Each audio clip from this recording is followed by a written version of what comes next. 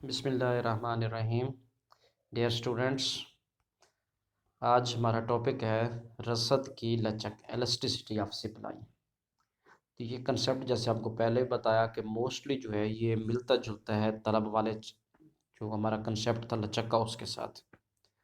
चूँकि कंसेप्ट एक जैसा ही है, जस्ट फ़र्क सिर्फ वही आपको बताया था कि तलब और रसद का है। तलब में जो है वो तलब और कीमत के दरमियान नेगेटिव रिलेशन होता है, जबकि रसद में कीमत और रसद के दरमियान पॉजिटिव रिलेशन है। सिर्फ इसकी नेगेटिविटी और पॉजिटिविटी का फ़र्क है, बाकी तकरीबन सेम कंसेप्ट है। तो ज़्यादा रसद की लचक का मतलब भी ये होता है कि जब किसी शय की कीमत और रसद तब्दील होती है, तो ये देखने के लिए कि दोनों में कौन सी चीज़ कंपैरेटिवली ज़्यादा चेंज हुई है, कौन सी कम हुई है। यानी दोनों के दरमियान जो प्रोपोर्शनल चेंज होता है, यानी किस निस्बत के साथ कीमत तब्दील हुई है और उसकी वजह से क्या रिस्पॉन्स है रसद का आया कि रसद उसके मुकाबले में ज़्यादा रिस्पॉन्स दे रही है, कम दे रही है, बराबर दे रही है। तो लिहाजा कीमत में तब्दीली की वजह से रसद में जिस निस्बत के साथ या जिस रेशो के साथ तब्दीली आती है, उस रेशो को हम रसद की लचक का नाम देते हैं। जैसे यहाँ पर आप डेफिनेशन देखें, elasticity of supply is known as the degree of responsiveness of quantities supplied to a change in the price of a commodity. यानी कमोडिटी चेंज होने से सप्लाई किस हद तक रिस्पॉन्स करता है, उसमें किस रेशो के साथ चेंज आता है, उस रेशो का हम रसद की लचक कहते हैं। जैसे हमने तलब में कहा था, सेम उसी तरीके से कि रसद की लचक भी मुख्तलिफ चीज़ों की मुख्तलिफ होती है कि बाद अशिया ऐसी होंगी जिनकी कीमत मामूली सी चेंज होने से रसद बहुत ज़्यादा चेंज हो जाएगी, बाद में कीमत बहुत ज़्यादा चेंज होने से रसद थोड़ी सी चेंज होगी। तो उस लिहाज से बाज़ चीज़ों की रसद ज़्यादा लचकदार होती है, बाज़ की कम लचकदार होती है, बाज़ की वर्क सिफर लचक होती है और बाज़ चीज़ों की रसद गैर लचकदार भी होती है। उस लिहाज से हम देखते हैं कि रसद की लचक की पैमाइश के लिए सबसे पहला मेथड है इकाई का तरीका। जैसे हमने तलब में हमने पहला मेथड जो था वो था कुल खर्च का तरीका, उसी कुल खर्च के तरीके का दूसरा नाम इकाई का तरीका भी था। तो यहाँ पर हम कुल खर्च का तरीका नहीं कहेंगे, सिर्फ इकाई का तरीका कहेंगे। तो इकाई के तरीके से रसद की लचक की तीन किस्में हो सकती हैं: लचक इकाई के बराबर, इकाई से ज़्यादा और इकाई से कम। तो पहले नंबर पर है रसद की लचक इकाई के बराबर। अब वही पिछली तारीफ होगी, सिर्फ तलब की जगह रसद का लफ्ज़ लगाना है कि जब किसी शय की कीमत और रसद में एक ही निस्बत से तब्दीली आए, यानी जिस रेशो के साथ या जिस परसेंटेज के साथ कीमत चेंज हो रही है, उसी रेशो के साथ अगर रसद तब्दील हो जाए, दोनों में तब्दीली एक ही रेशो से हो, तो लचक इकाई के बराबर हो गई। यानी अगर कीमत 50% चेंज होती है, रसद भी 50% चेंज हो जाए, या कीमत 20% चेंज होती है, रसद भी 20% चेंज हो जाए, तो दोनों में तब्दीली अगर सेम रेशो से हो तो लचक इकाई के बराबर होती है। अब इसका अगर आप टेबल देखें, कीमत है 10, 15, 20 और रसद है 20, 30, 40। तो हम देखते हैं कि कीमत 10 से 15 हुई है। तो अब इसको अगर आप डिटेल में देखना चाहें, 10 से 15 का मतलब अगर आप परसेंटेज के लिहाज से देखें, 10 से 15 का मतलब ये है कि 10 का हाफ होता है 5।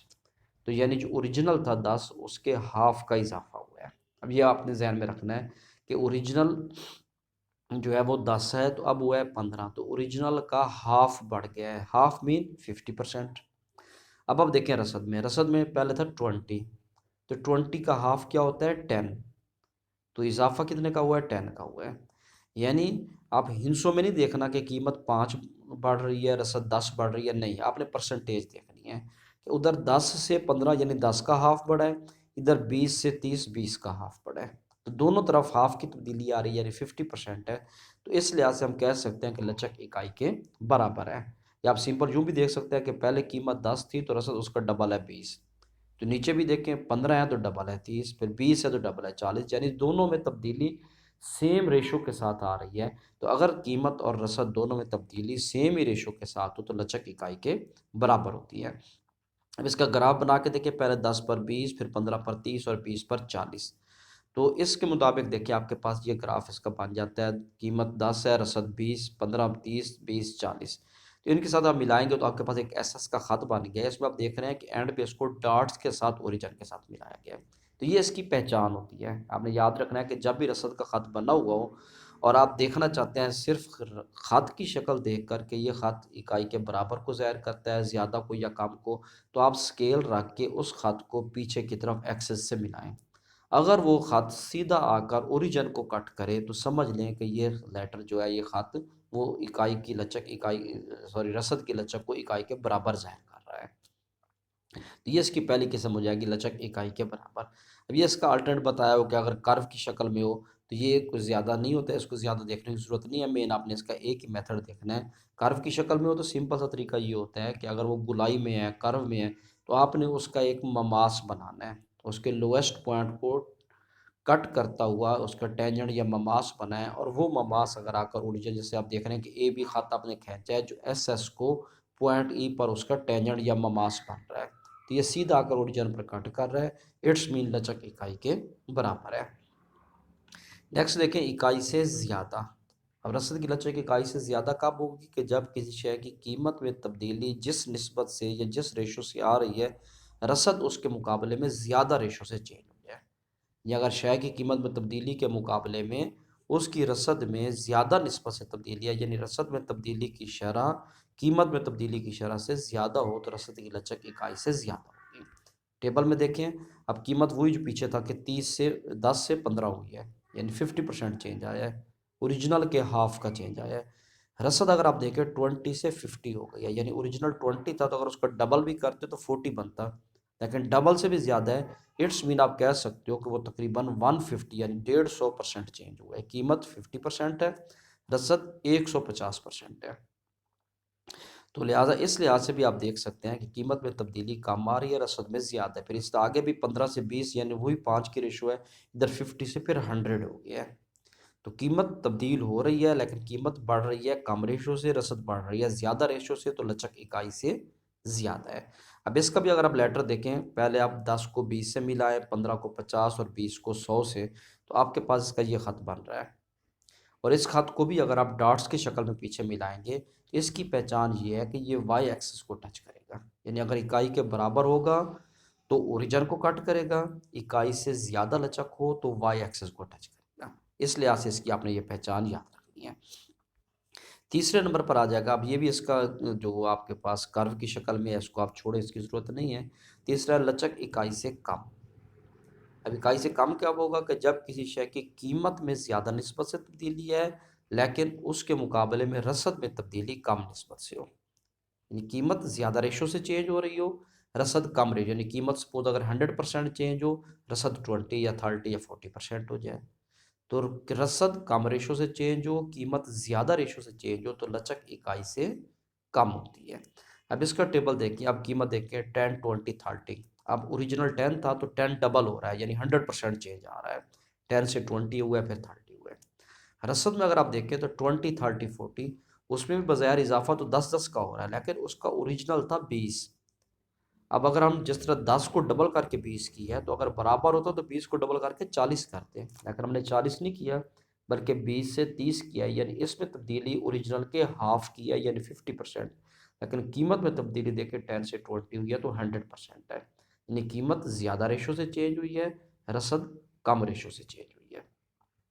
अब इसका खाता आप बनाओगे, इसको जब आप नीचे खींचोगे तो ये एक्स एक्सेस को टच करेगा, इसलिए पहचान आपने याद रखनी है तीनों खतूत की, कि जब आपके पास लचक इकाई के बराबर हो तो सप्लाई का खत, रसद का खत जो है वो ओरिजिन को कट करेगा। अगर इकाई से ज़्यादा हो तो वाई एक्सेस को कट करेगा। अगर इकाई से कम हो तो एक्स एक्सेस को कट करेगा। ये तीनों इसकी पहचान होंगे। इसके बाद अब ये फार्मूला भी आपको यहाँ बताया हुआ, जो पीछे भी हमने पढ़ा था कि रसद की लचक का फार्मूला क्या होता है कि निस्बती शय की रसद में निस्बती तब्दीली बटा कीमत में निस्बती तब्दीली, या फार्मूला हमने पढ़ा था कि मिकदार में तब्दीली बटा मिकदार, कीमत में तब्दीली बटा कीमत। ये सेम वही है जो पीछे हमने डिस्कस किया था। तो दूसरे नंबर पर है रसद की सिफर लचक। सिफर लचक क्या होती है कि जब कीमत चेंज हो रही हो लेकिन रसद में बिल्कुल चेंज ना आए, कीमत तो बढ़ रही हो या कम हो रही हो, लेकिन रसद जो है वो सेम खड़ी रहे, जैसे टेबल में नज़र आ रहा है कि कीमत 10 20 30 हुई है, लेकिन रसद 20 पर ही कायम है। तो ऐसी सिचुएशन जो होती है, इसको हम सिफर लचक का नाम देते हैं, कि कीमत चेंज होने के बावजूद रसद चेंज नहीं हो रही। इसका अगर आप ग्राफ देखें तो इसका सप्लाई कर्व बिल्कुल सीधा बनता है, परपेंडिकुलर टू ये एक्स एक्सिस जो होता है उसके ऊपर बिल्कुल सीधा होता है, और ये पैरेलल होता है वाई एक्सिस के, यानी वाई एक्सिस के मुतवाज़ी होता है, और सीधा एक्स एक्सिस के ऊपर आता है, यानी ये वर्टिकल ख़त बनता है, नीचे से सीधा ऊपर की तरफ जा रहा है।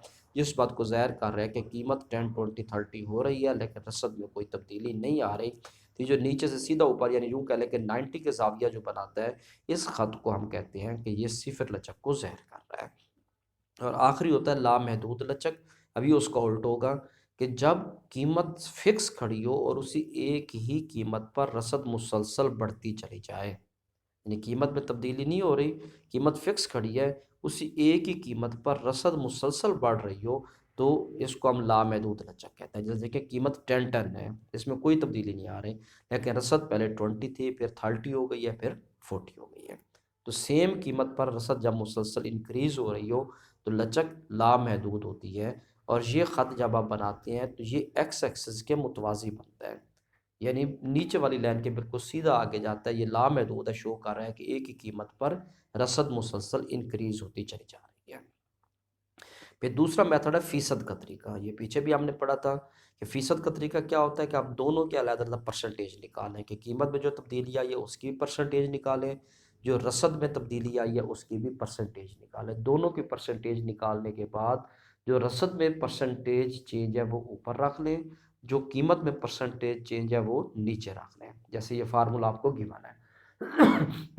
जो रसद में फ़ीसद तब्दीली ऊपर रखें, कीमत में फ़ीसद तब्दीली नीचे रखें, दोनों को कर लें डिवाइड। डिवाइड करके देखें, अगर आंसर 1 आता है तो लचक इकाई के बराबर, 1 से ज़्यादा आता है तो इकाई से ज़्यादा, और 1 से कम आता है तो इकाई से कम। अब परसेंटेज कैसे निकालनी है ये आपको पीछे भी बताया था। इस परसेंटेज का मतलब होता है कि मिकदार में तब्दीली ओवर असल मिकदार ज़रब 100।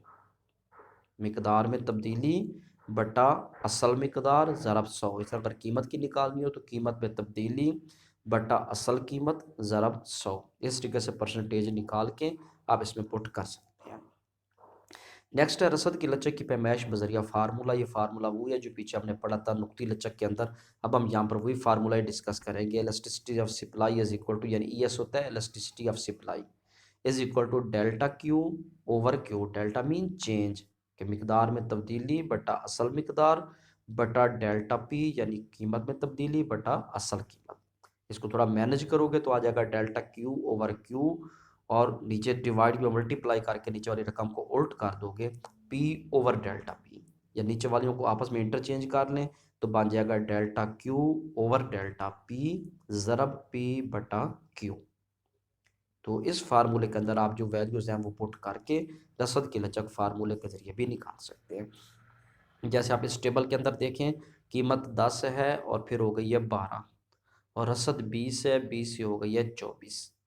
अब हम देखें कीमत में चेंज कितना आया है 2 का, और रसद में चेंज आया है 4 का। अब फार्मूले में पुट करके देख लें, यानी डेल्टा क्यू है हमारे पास 4 और असल क्यू है 20, तो 4/20, और फिर डेल्टा पी है 2 और असल पी है 10, 2/10, 4/20/2/10।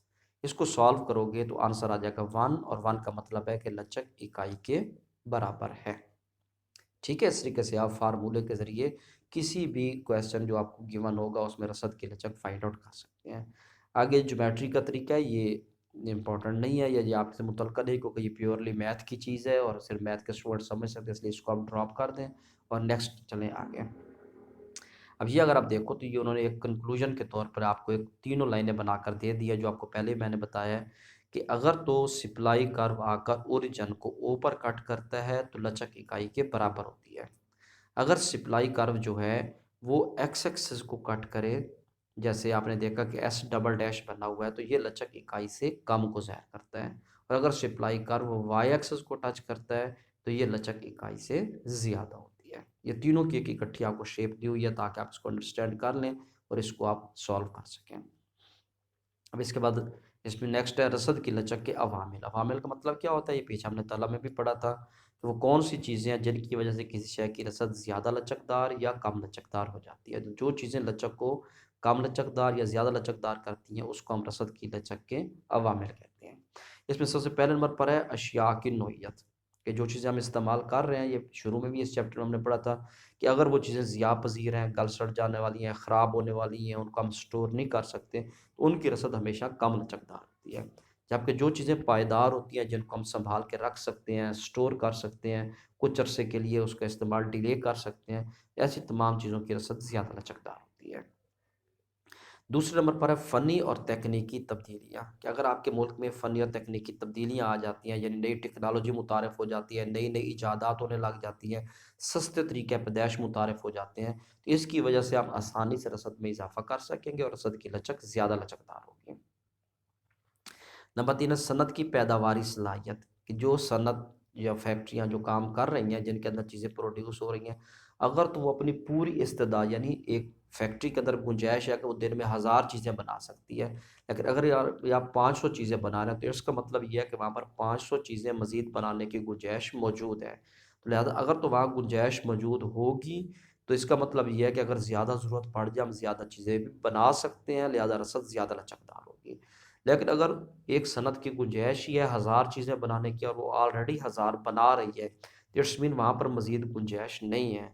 तो वहाँ पर अगर पैदावार में इज़ाफ़ा करना मुमकिन चूँकि नहीं होगा, तो रसद कम लचकदार होगी।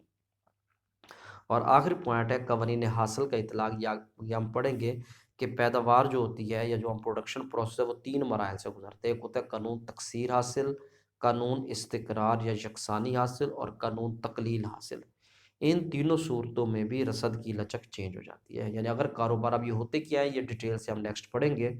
फ़िलहाल ये याद रखना है कि अगर कारोबार आपका कानून तकसीर हासिल के तहत चल रहा है, तो इस सूरत में पैदावार में इज़ाफ़ा करना नफ़ा बख्श होता है और रसद की लचक इकाई से ज़्यादा होती है। लेकिन अगर कारोबार कानून तकलील हासिल के ताबे हो, तो इस सूरत में चूँकि का रसद में मज़ीद इज़ाफ़ा करना या पैदावार में इज़ाफ़ा करना फ़ायदेमंद नहीं होता, तो रसद कम लचकदार हो जाती है। यानी अगर कारोबार कानून तकसीर हासिल के तहत होगा, तो रसद ज़्यादा लचकदार होगी। अगर कारोबार कानून तकलील हासिल के ताबे होगा, तो रसद कम लचकदार होगी। यहाँ तक आपका ये टॉपिक भी एंड हो जाएगा और उसके साथ-साथ आपका चैप्टर भी कंप्लीट हो जाएगा ये रसद का। इसको आपने अच्छे तरीके से तैयार करके कंप्लीट कर लेना है। अब ये दोनों जो आपके हैं रसद और तलब, ये दोनों चैप्टर अच्छी तरह आपके तैयार होंगे, इसका मेन कांसेप्ट आपको क्लियर होगा, तो फिर जो अगला चैप्टर है वो है मंडी का तवाज़ुन, जिसमें हमने तलब और रसद दोनों को मिलाकर तवाज़नी कीमत और तवाज़नी मिकदार निकालनी होगी। वो ज़्यादातर ग्राफ़िकल वर्क होगा, लेकिन वो तब समझ आएगा जब आप तलब और रसद को अंडरस्टैंड कर चुके होंगे। तो ये चैप्टर आपका कंप्लीट हो गया, इसको आपने देखना है। इससे मुतल्लिक़ अगर आपने कोई भी क्वेश्चन करना हो, कोई चीज़ पूछनी हो, तो जो आपका मुकर्ररा वक़्त है 12:30, उस वक़्त आप क्वेश्चन कर सकते हैं, आपको रिस्पॉन्स मिल जाएगा। Okay, thank you.